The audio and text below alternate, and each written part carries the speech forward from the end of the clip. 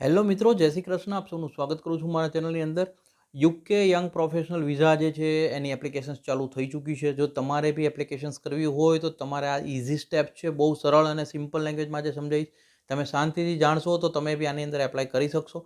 3000ની capping આ વર્ષે બી આવી છે. લાસ્ટ યર બી એટલી જ કેપિંગ હતી. જે યુકે લોટરી વિઝા કહેવાય, વન ટાઈપ ઓફ. આને લોકો એવું બી કહે છે કે યુકેના વર્ક પરમિટ વિઝા તમને ઇઝી અને સરળતાથી જો મળવાનો ઓપ્શન્સ હોય તો આ દર વર્ષે આ ઓપન થતું હોય છે. એક સ્લોટ છે એ ફેબ્રુઆરીમાં ખુલે છે, એક સ્લોટ જુલાઈમાં ખુલે છે.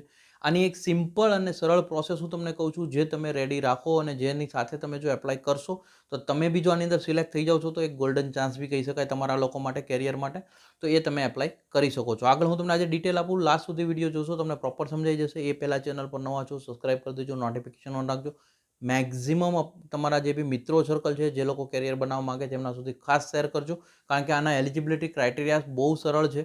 જેમાં તમે યુકેના જે વર્ક માટે જે લોકો જે સ્પોન્સર, રજિસ્ટર્ડ સ્પોન્સર્સ હોય છે, એ ડાયરેક્ટ એમને ઇન્વાઇટ કરતા હોઈ શકે છે. એના કારણે જે ઇઝીથી સિલેક્શનો આપી શકે છે.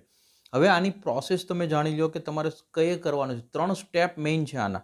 તમારે બેલોટમાં એન્ટર થવાનું છે, સક્સેસફુલ એન્ટ્રીઝ છે અને અનસક્સેસફુલ એન્ટ્રી. 3 જ વસ્તુ છે. અને હું ડિટેલમાં સમજાવું, આ થોડું ટેકનિકલ છે, હું તમને સરળ ભાષાની અંદર સમજાવું.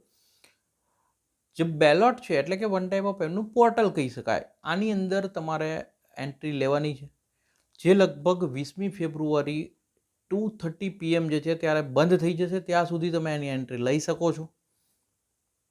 તમે ગમે ત્યારે એન્ટ્રી લઈ શકો છો. આનો કોઈ એવું ટાઈમ નથી કે રાત્રે 1 વાગે, અત્યારે ક્યાંય એવું. હા, સર્વર જે રીતે ફાસ્ટ તમારું નેટ હોય એ રીતે તમે આની અંદર એન્ટ્રી કરી શકો છો.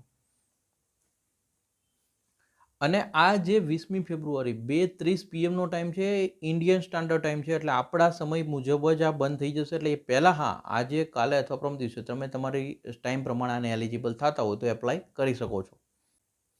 તમે જ્યારે એલિજિબલ થાવ તો અત્યારે ડોક્યુમેન્ટ્સની કોઈ રિક્વાયરમેન્ટ નથી, પણ તમારે ડિટેલ શું નાખવાની છે એના માટે નેમ તમારું એઝ પર પાસપોર્ટ નાખવાનું છે, ડેટ ઓફ બર્થ એઝ પર પાસપોર્ટ નાખવાની છે, આખી પાસપોર્ટની ડિટેલ, પાસપોર્ટ નંબરથી લઈને ક્યારે ઇસ્યુ થયો, ક્યારે તમારે એક્સપાયર થાય છે, આ ડિટેલ્સ આવશે ભરવાની. સ્કેન કોપી ઓફ યોર પાસપોર્ટની જે સ્કેન કોપી હોય એ તમારે સાથે રાખજો. એક ક્લિયર કોપી સ્કેન કરેલી તમે રાખજો, એટલે કે તમારે જરૂર પડે તો કામ આવે. તમારો કોન્ટેક્ટ નંબર, જેની અંદર તમે અત્યારે રિસન્ટ યુઝ કરતા હોઈએ, અને ઈમેલ એડ્રેસ જે તમે ડેઇલી યુઝ કરતા હોય એ ઈમેલ એડ્રેસ પુટ ઓન કરજો, જેને કારણે તમે કદાચ જો સિલેક્ટ થાવ છો તો તમને એની અંદર યુકે ઇમિગ્રેશન મેલ કરશે.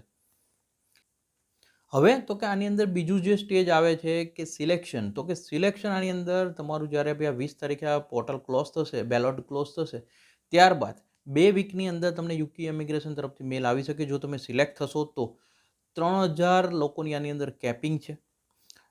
જો તમારું સિલેક્શન આવે છે તો તમારે વિઝા એપ્લિકેશન્સ, બાયોમેટ્રિક્સ અને હેલ્થ સરચાર્જ આ બધા માટે તમને 90 ડેઝ મળશે. પ્લસ તમારે વિઝા ફીસ બી તમે પે કરી શકશો એ સમયે. હવે તો કે તમે અત્યારે જ બેલોટમાં એપ્લાય કરો એની કોઈ ફીસ નથી.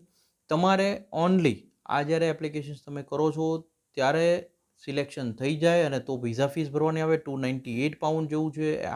હેલ્થ સરચાર્જની ફીસ તમારે ભરવાની આવી શકે છે અને વિઝા ફીસની સાથે બાયોમેટ્રિકની ફીસ તમારે ભરવાની આવશે, પરંતુ એ સિલેક્શન થાય તો છે.